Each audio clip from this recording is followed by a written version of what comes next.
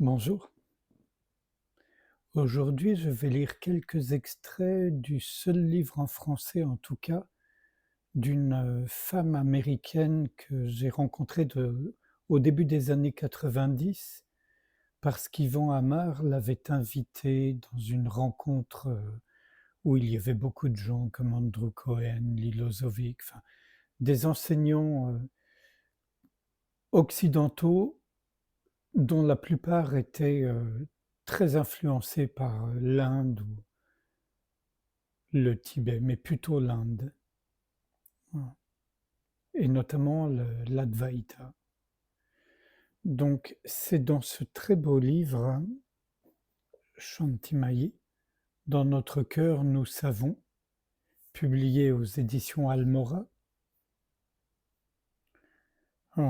Sur la quatrième de couve en haut, on dit qu'elle est née aux États-Unis en 1950 et qu'elle est une des rares femmes occidentales à avoir été acceptée comme maître dans une tradition de sages indiens.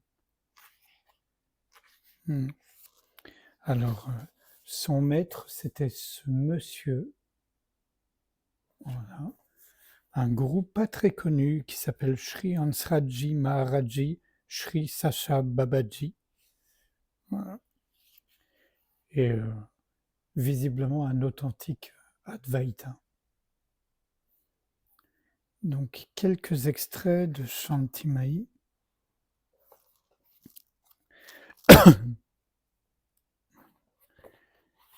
Dans le chapitre intitulé La peur et l'esprit, question: qu'est-ce que l'ego? Réponse de Shantimai: l'ego, c'est l'identification à ce que nous pensons être. Nous nous identifions à ce que nous pensons devoir être. L'ego est une sensation de séparation due à la pensée morcelée. Lorsque nous parlons de l'esprit, nous ne pouvons nous référer à un lieu ni à un organe, mais uniquement à l'intelligence. L'esprit est si vaste que nous ne pouvons affirmer qu'il est situé dans notre tête ou où que ce soit d'autre. Il est dit dans le bouddhisme Chan que l'esprit est l'ensemble de notre expérience et que tous les phénomènes sont esprits.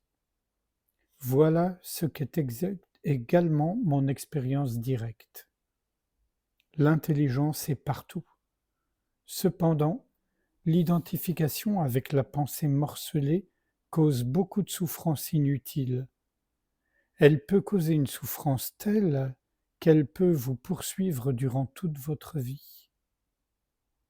Vous devez apprendre à voir à travers votre pensée, en laissant les pensées défiler, sans vous laisser empêtrer par elles.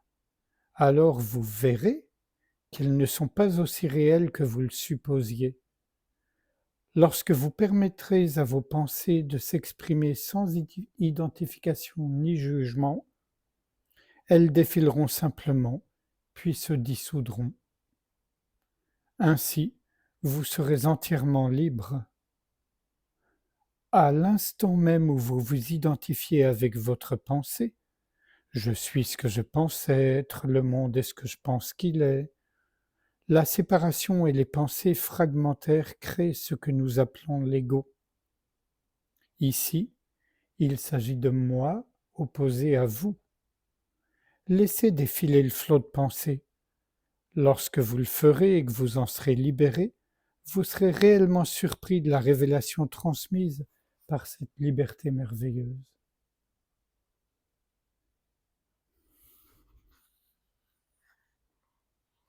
Un autre extrait.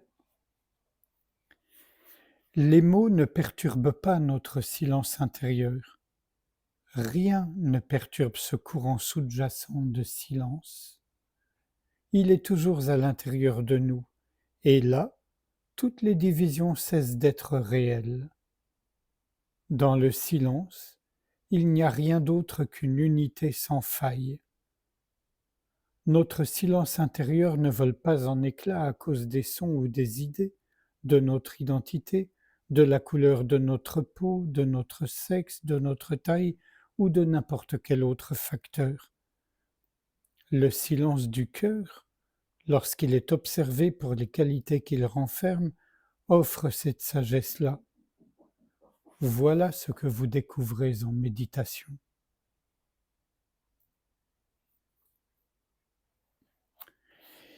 Et un dernier petit extrait dans le chapitre intitulé « Qu'est-ce que l'illumination ?» Pouvez-vous parler de la signification de l'illumination lui demande quelqu'un. Réponse de Shantimayi. Même si c'est un sujet important, il s'agit également du sujet le plus illusoire qui soit.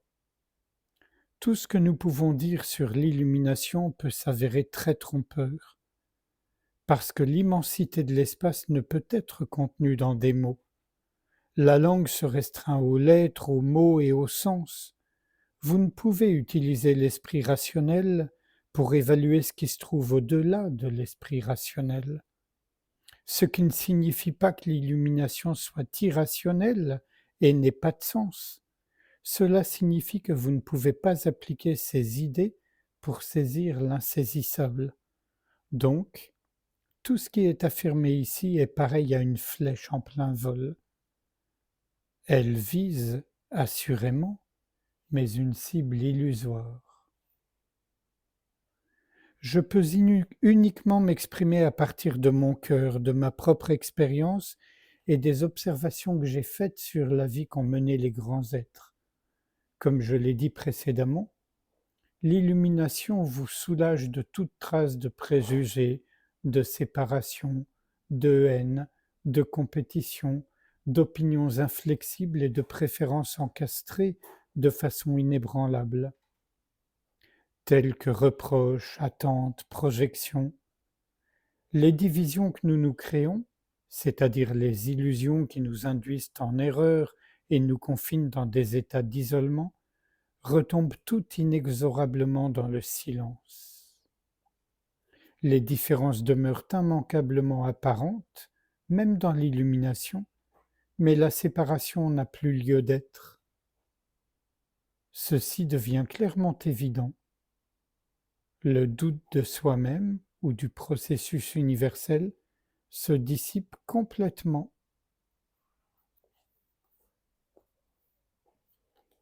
Et sans réfléchir à ce qui vient d'être lu, je vous propose qu'on passe un instant de silence ensemble, sans rien faire, juste être ouverture.